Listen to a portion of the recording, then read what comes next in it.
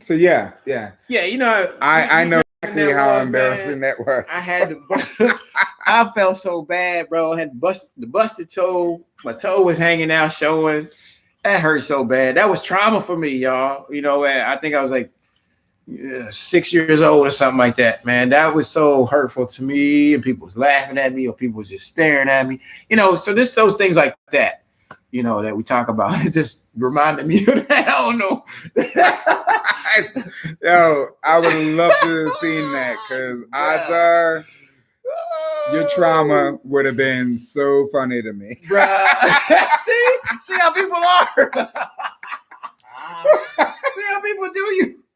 But no, it's true. It's true though. And I mean, some people were laughing, some people were kind of sympathizing with me, you know. But I always just remember sitting on the bus. I got a picture of that. I'm gonna pull up. We'd have been cool with each other, but I definitely giving you a hard time about that busted toe, bro. Man, I remember sitting on the bus. Somebody had the nerve. I think it was the little bus patrol had a nerve to take a picture of me sitting in the seat like this. My little backpack. I was mad, but we can laugh at that now. You know what I mean? Right. It's how you feel. It's a little easier when 20 years later. Yeah, it's a little easier. Because that's about only. I mean, you were 6. It was only been about 20 years ago. So minus the gray hairs and stuff. Ain't nobody looking at me. Yeah, it was only like 20 years ago. But you know, and that's how you kind of have to deal with your trauma if you're able to. But you do things, and you sometimes you gotta laugh at life to keep from crying. And you had that, right? And you had that. I mean, I got plenty of that. And I didn't get a chance to promote, and I guess I'll take this moment. If you look at thoseboysonthehill.com, thoseboysonthehill.com, yes, you'll see my podcast is on there. You'll see some in the blog section. You'll get to read a little bit about the book that, God willing, I'll have that finished by the end of September and everything like that. But at the end of the day, you know, we ride through this stuff together. That's right. Right. And I got stuff that friends and family we have gone through some things, and I'm at a better place at this point. You know, good. Things are good. Excellent. I got a great life. You know. That's right, you know, man. That's right. Although I'm still gonna give Darren a hard time about that busted toe. Oh, see, I shouldn't even say that. I'm gonna go twitching about that. Right. I shouldn't even said nothing. Elliott. Sorry, I'm gonna call you when I start dreaming about it. I'm gonna call you. I don't care what time it is. Absolutely. But that's what true friends are for, though. So you gotta know that, man. That's part of that collaboration. It means collaboration is a big word. I'm trying to tell you, man. But yeah, theboysonthehill.com. Yep. We're gonna talk about those boys on the hill. Thoseboysonthehill.com. All right. So I'm gonna post all that in the chat too, and then also on the hashtags, and we'll give you a chance to circle back on that at the end. We're almost wrapping up. Yeah. But I do have a couple of other questions for you. Have you thought about, and I know this is right, you have, but have you thought about how you would like to be treated as you transition into your twilight years? And I know you might, you know, you could be already there. See, you know, I don't know why, but you know, absolutely, man. I you know what? I think about the legacy that I leave behind. Right. I want to be surrounded by people who love me in spite of me. I mean, I say that about my wife. I mean, she actually loves me in spite of me. Like, I fought her not to marry me, and she still married me. That woman crazy. He's still lost, but right. But she loves me, and I say that because I had a tough upbringing. Right. I want my kids to look at me and say, you know what, my dad did the best he could. I already know I'm not the best dad out here. I already know this. I mean, they'll be the first to tell you, Dad, so-and-so's dad is better than you when it comes to making pancakes. You right. Okay, I'll take that. You know what I mean? I don't need to be the best. I just need to be the best for them. That's right. That's right. For them to understand that I did the best that I could with what I had. What I had. Right? The That's tools, man, I'm missing probably a screwdriver, right? I'm probably missing an Allen wrench and everything like that. But I did the best of trying to put that bed together, right? That's right. And it slept on it like that. It was the most comfortable place to sleep on. At the end of the day, when I think about my twilight years, I want my kids to be okay with who I was as a father, right? And that they were able to gather something for being the kind of parent, being a parent for their kids, right? I can be the crazy granddad now. So like I don't have to be 100 right in every scenario and situation. Yeah. You know what I mean? But I want them to look back and have these moments where they say, remember when dad this, he would hide and like scare us, or he would do whatever and take us to go get ice cream. Remember the way that it tasted when he would add a little bit of extra something to what he was cooking. And if they were having those moments together, right, despite any argument that they may have as siblings, I'm going to feel good about that. That's all I'm trying to do, is instill in them that there are some things that we can sit and laugh about today that 30 years from now you'll miss about me if I wasn't here. And that's all I'm trying to do. You know, I was in a boys' home ever since I was 2, maybe 3 years old. And the sad prayer that I kept was to be in my kid's life beyond 3 years old. And that, I've achieved that already. And I didn't have anything else lined up. So I had to figure out something else, right? Make sure that they have amazing people in their lives that would love them, care for them, parent them, and make them do what they need to do in my absence, who stood up as a dad, as a mother, where their dad and mother was not present. And I think I've done that. In my twilight years, I'd like them to be able to laugh about something stupid that I've done, some inside joke that only the Glover family kids would know about. And that would make me feel pretty good. Excellent. So. Hey, that's what's up. Y'all got that right? Yo, I was like in the there for a minute. You know what I mean? I'm flashing back myself. Nah, but I mean, and that's what people have to understand is you as an individual, man or woman, boy or girl, there's something that somebody's going to remember you for. Yeah. Right. And it may not always be what you thought it is or going to be that made that person happy, but it could be something that may be very minuscule. They may have loved you just because. It'd be the most confusing thing. And the most like, simplest, little confusing. You love me for that? Are you serious?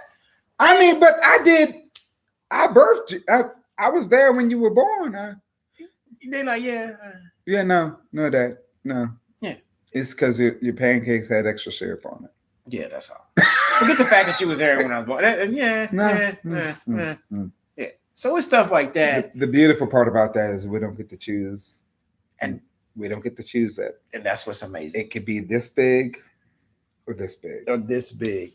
And that's what you do. You have to live that life that we've been granted to the fullest, no matter what.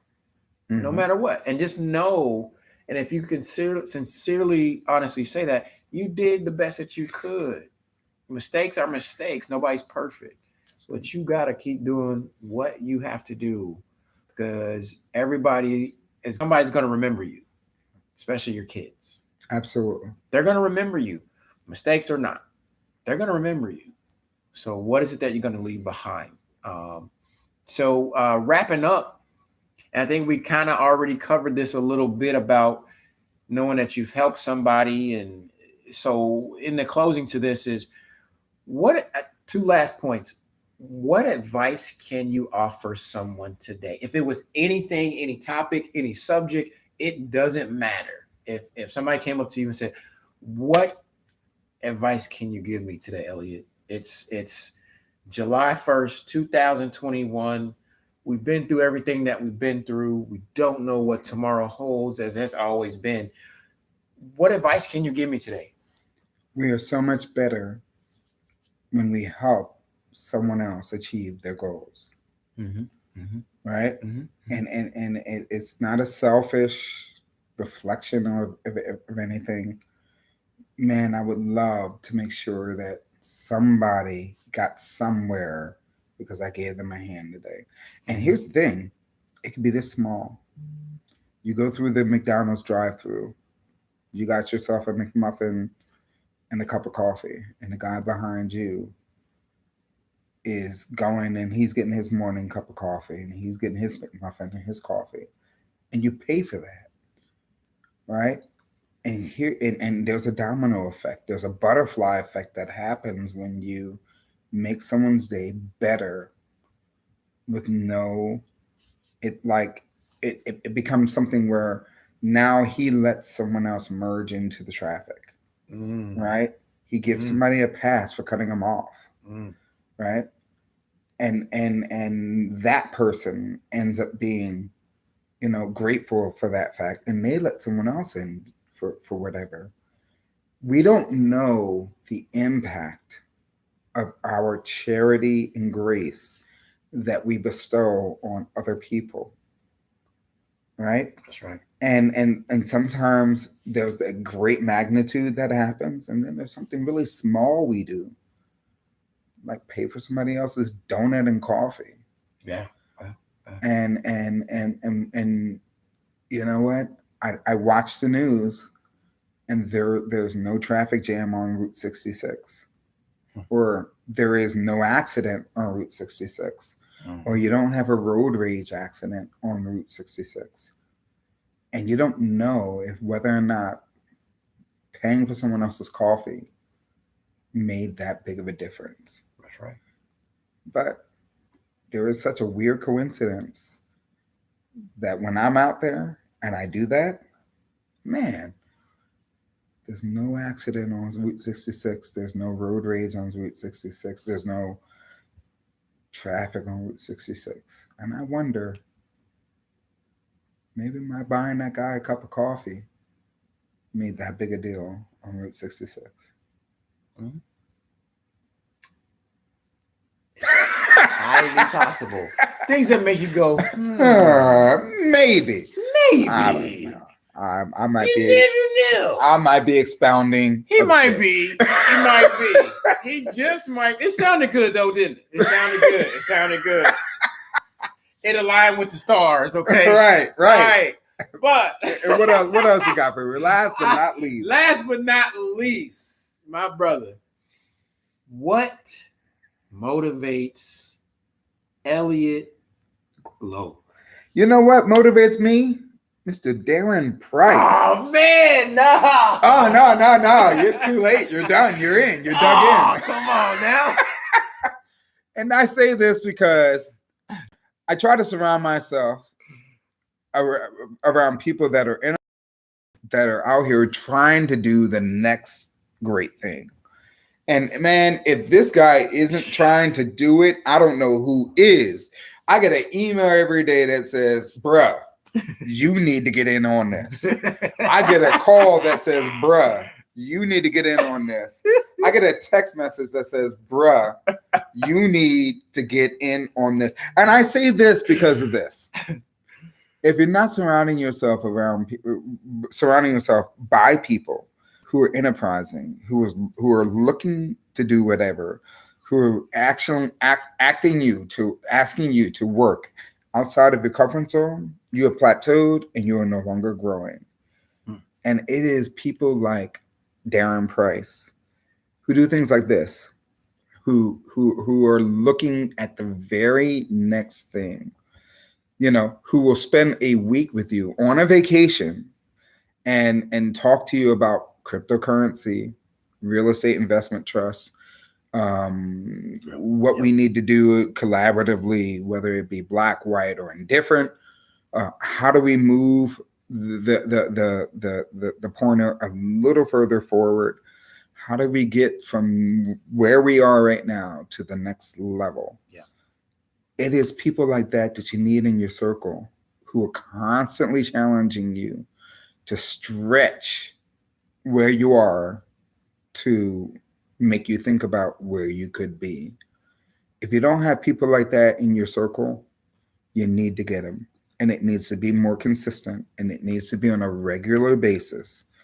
You know, what motivates me outside of that is my family, right? I want my wife to be proud of what it is that I'm doing. I want to make sure she doesn't have any stress about things like bills. I want my kids to be proud of me when it comes to being able to do silly things like make a paper airplane or put a kite in the air and everything like that, so that they can derive memories from their contact with me.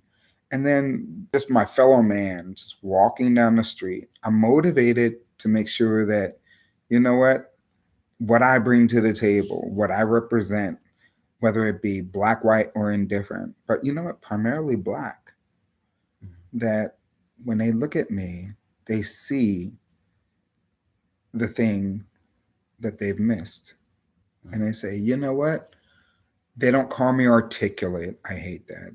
They don't call me different with regards to other or whatever. I'm just another man because that's what I am first, right? And they look at me and they say, man, if I can come to the meeting of the minds with this guy because we both like the Philadelphia Eagles, then what else do we have that we can come together on? I'm motivated by that because I'd rather figure out what it is we have in common than what we have that's different. Mm. And there you have it, folks. Woo! That was heavy. I'm sorry, I ain't being heavy. No, that's what we need, man. That's what we need. That's why I hit you up, bro. That's why I hit you up. I mean, everybody can't do this. Hey, there's some things it's not meant for everybody to do. You know, it's important that we have these conversations. Number one, as I close it out, it's more important than we think.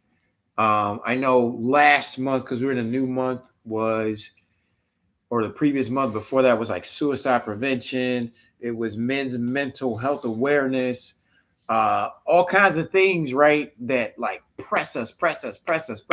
Number one is because we aren't honest with ourselves, right? And even that we have trouble admitting, just even to ourselves, let alone to somebody else, because we're afraid of what someone else is going to think. But what do you think that person would think if they found out you were lying about who you really were? Marinate on that first, right? That's heavy in itself. Right. Okay. So that's what we need. So by beholding, we become changed. So my question is, what are you beholding? What are you beholding to make someone else's life better? Because when you're out here trying to make somebody else's better, guess what happens to you? And it's that or the latter too. So let's think about that. Don't do things out here just to be doing it for yourself. Right. It goes so far. It does go, but it only goes so far. That's right.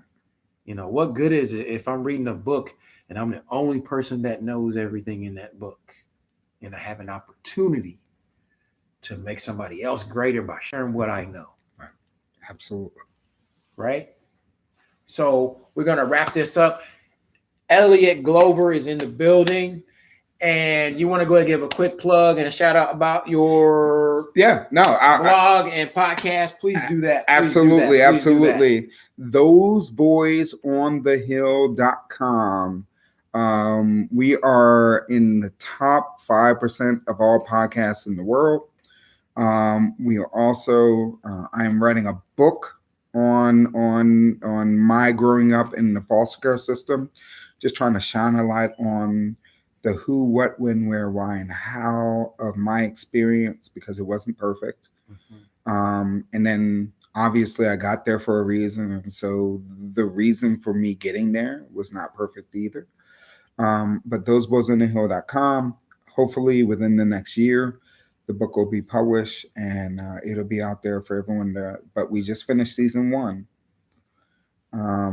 Feel free to take a listen to what we put out there. It's a podcast with my brother and myself, and we're pretty proud about what we put out there. So that's what's up. That's what's up. You'll find the information in the bottom on the hashtags. And of course, I'll be sharing and shouting out my brother on the media outlets as well. Please tap into the podcast, thoseboysonthehill.com. This is Elliott Glover in the building. My name is Darren Price. We're signing off. Again, go ahead and subscribe. Share this page with somebody that you appreciate and that you love, because I know they could use it. My very last question to you, as I always close up to say, is, are you living your dream or are you still asleep? That's what we do. Deuces. Peace.